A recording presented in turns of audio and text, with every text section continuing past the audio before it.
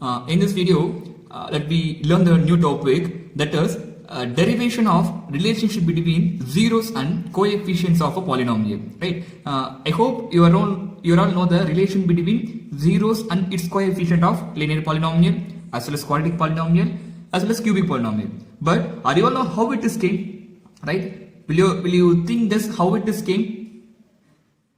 Recall the relation. Now we just consider the linear polynomial ax plus b. The relationship between the zeros and its coefficient is that the zero x is equal to minus b by a. Right? That minus b is a constant term and a is a coefficient of x. Are you clear? It is in a linear polynomial. When you are coming to the quadratic polynomial, alpha and beta are the two zeros. So the sum of the zeros alpha into beta is equal to minus b by a. Then product of the zero alpha into beta is equal to c by a. That b is a coefficient of x, c is a constant term. Right? A is a coefficient of x squared in a quadratic polynomial. Right? When you are seeing for the cubic polynomial, it has the three zeros. The general form is ax cube plus bx squared plus cx plus d. Right? So it has a three zeros, alpha, beta, gamma. So first rule is the relationship between first relation, alpha plus beta plus gamma equal to minus b by a. Alpha beta plus beta gamma plus gamma alpha is equal to c by a. Then alpha beta gamma is equal to d by a. That minus b is a coefficient of x square, c is a coefficient of x, d is a constant term, then a is a coefficient of x cube. Clear? Now let me derive the relationship between the polynomials. So first one, linear polynomial. Clear? So what is the general form of linear polynomial? That is ax plus b. Right? It is a general polynomial which is equal to 0. So let p of x equal to ax plus b, and it is a linear polynomial. So maximum number of zeros in linear polynomial, that is only 1 0. Let me consider alpha be a 0 of the given p of x. Right? I just consider alpha is one of the 1 0. Right? So next one. Now alpha is a 0, right? You can take a 0. Now 0 alpha. Now you can convert this alpha as a 0. That means x is equal to alpha. Clear? Because x is equal to alpha. That is only one. It has only 1 0. That is alpha. So x is equal to alpha. Next term, you can convert the 0 as a factor. How you can convert it? That is x. The alpha will come this side, became a minus alpha, which is equal to 0. Clear? Now x minus alpha is a factor. Is a factor of p of x. Clear? Any doubt? Check. Now you can take this ax plus b equal to 0. Then you just divide the a by the whole equation divided by a. So next step, ax by a plus b by a equal to 0. Clear? So next a cancel, then x plus b by a equal to 0. Are you all clear? Now you can compare this to zeros, that is x minus alpha equal to 0, then x plus b by a equals 0. Here also we had a one equation, here also we have one equation. You just compare equation number 1 is the equation number 2. You just compare. So comparing equation 1 and 2. Actually what we consider in a problem, ax plus b is our linear polynomial. In this linear polynomial, it is a linear polynomial. It has only 1 0. We consider that 0 is the alpha. So from this alpha, we had a factor. From the factors, we find out one linear polynomial, right? So now first term x is same, so leave it. Then second term, instead of alpha, here it is a b by a. So from when you are comparing these two polynomial, you can get minus alpha is equal to b by a. Clear? The constant term is here alpha minus alpha, here b by a. So next step, alpha is equal to, you can send this the minus, you can multiply the minus on both sides. So it is a plus, it will go this side, become a minus. So minus b by a. So alpha is a 1 after 0. So now what is the b? That is minus coefficient of, sorry, it's a constant term. it's a constant term divided by a is a coefficient of x. Clear? So right, it is a general form for the relation between the coefficient and zeros. Are you clear? In a linear polynomial. Are you clear? Any doubt? Next, the same way we have to derive the formula, derive the relation between zeros and the coefficients of a quadratic polynomial.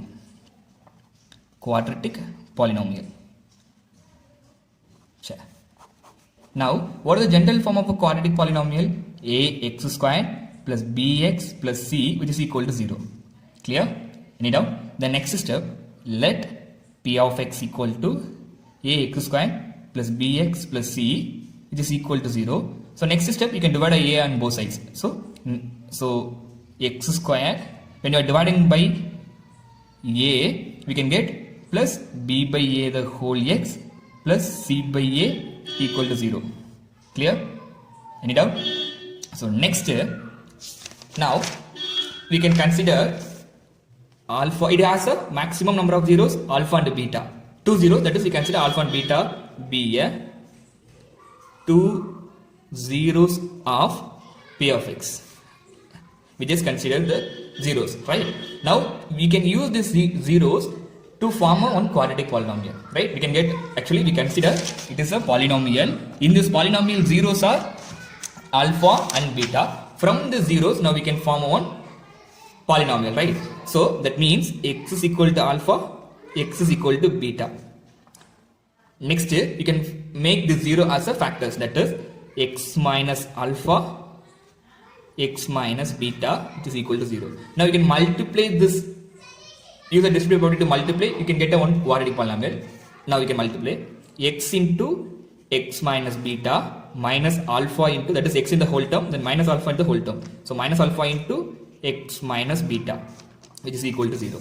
Clear? Then x into x, x square minus x into beta, x beta. Next, minus alpha into x, alpha x, minus into minus plus alpha into beta, alpha beta, which is equal to 0. Clear? Any doubt? Sure. Next, now x square. Now here beta x, alpha x, it's a like term, right? The same variable. So I just take from this two term, I just take a common x minus x. So remaining alpha plus beta plus alpha beta, this term equal to 0. Clear? Now you can take this one, equation number 2. This one, equation number 1. Now you can compare the equation number 1 and 2.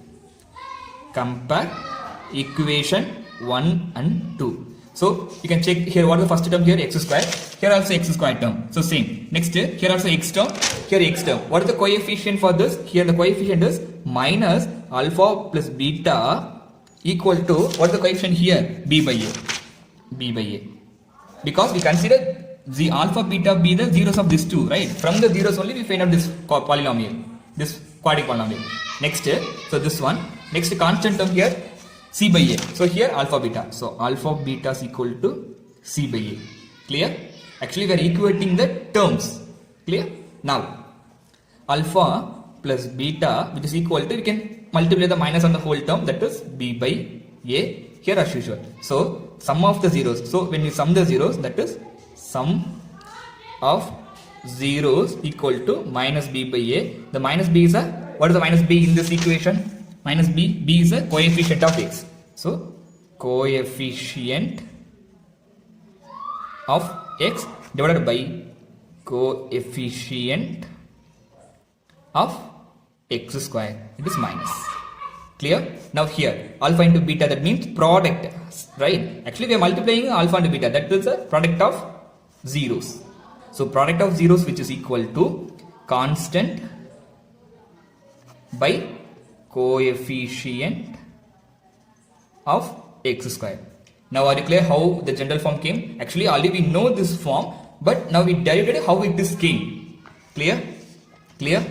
Next we can enter to the cubic form. Third one, cubic polynomial. The same way, cubic polynomial is the general form, ax cube plus bx square plus cx plus D where A not equal to 0. For all the term A not equal to 0. When you are considering for this A not equal to 0, linear form also A not equal to 0. So now listen, let P of x equal to ax cube plus bx square plus cx plus d is equal to 0, and it is a cubic polynomial, so it has a 3 zeros. So alpha, beta, gamma be a zeros of a polynomial P of x, the given P of x, right?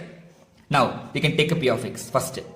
P of x equal to ax cube plus bx square plus cx plus d. Now we can divide by a on both sides, divided by a equal to 0. So next step, a cancel, so x cube, next b by a x square, next c by a x plus d by a, which is equal to 0. So equation number 1. Clear?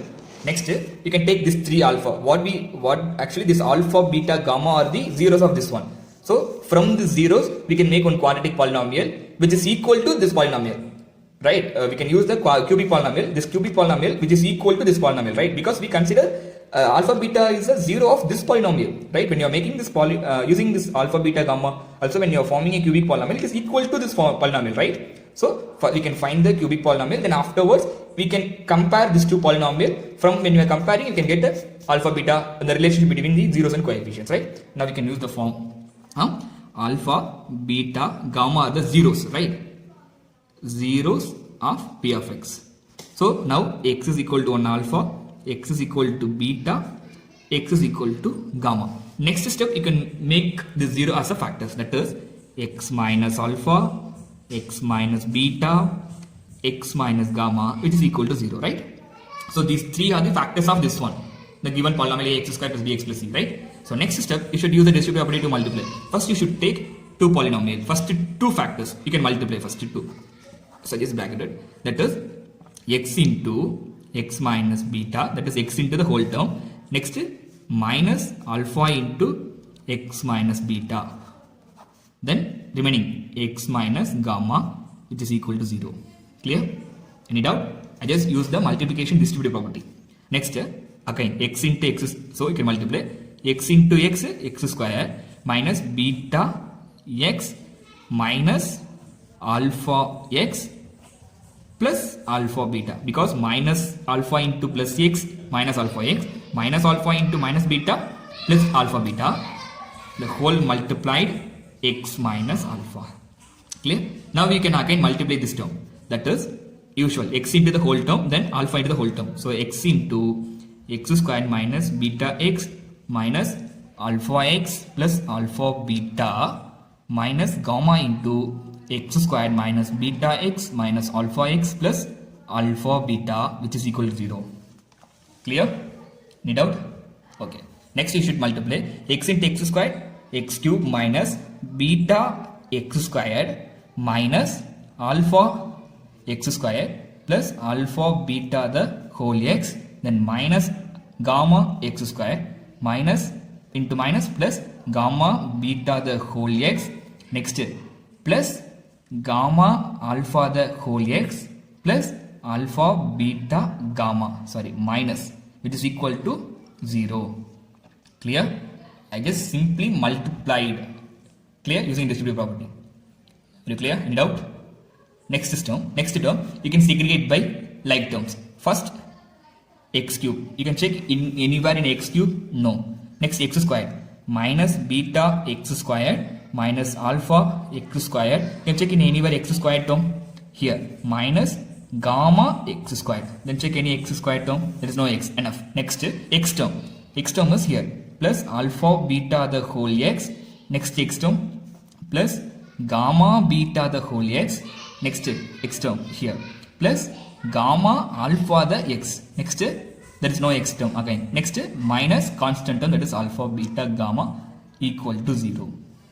Clear? Any doubt? Next, now x cube. Now I just in this 3 term x squared is a common, so you can take common x squared minus x squared.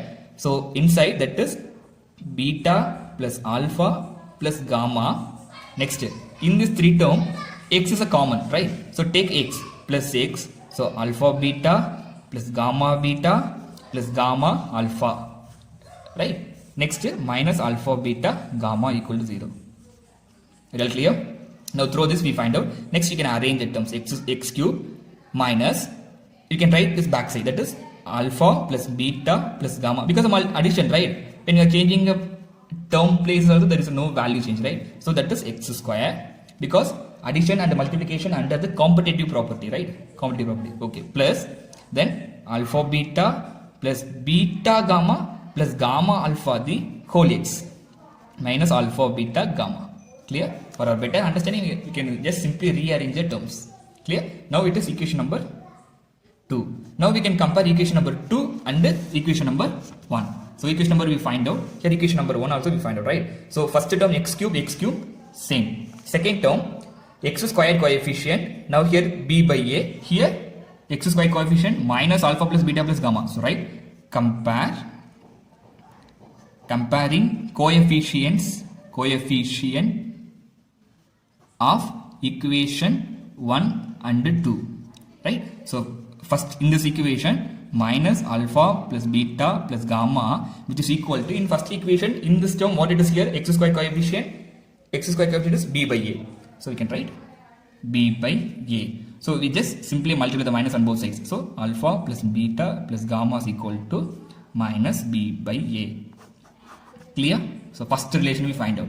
Sum of the zeros is minus b by a. Minus b is nothing but in a general form what it is, x square, coefficient of x square plus a value coefficient of x cube. Very clear? Right? Next, now we can compare the x term. What is the x coefficient here? That is alpha beta plus beta gamma plus gamma alpha, which is equal to, here x coefficient c by a. So c by a. Right? Clear? So second relation we find out. What it is c by a? C is a coefficient of x and a value is the coefficient x square. So first we find out. Second relation also we find out. Third relation. What is the third relation? Constant. Here minus alpha beta gamma, which is equal to, here what is the constant term? Here d by a. So d by a. So alpha beta gamma is equal to minus d by a. Very clear?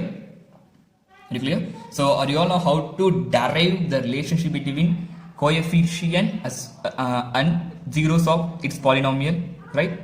Clear? Are you all of you in this video? I hope you are all clear what derivation of the relationship between zeros and coefficients of a polynomial. I hope you are all now clear how the relationship it came. How we are telling that is the relationship between the coefficient and the zeros, right? When you are considering the quadratic polynomial, how it is x alpha plus beta is equal to minus b by a. Now I hope so you are all clear how it is came, right?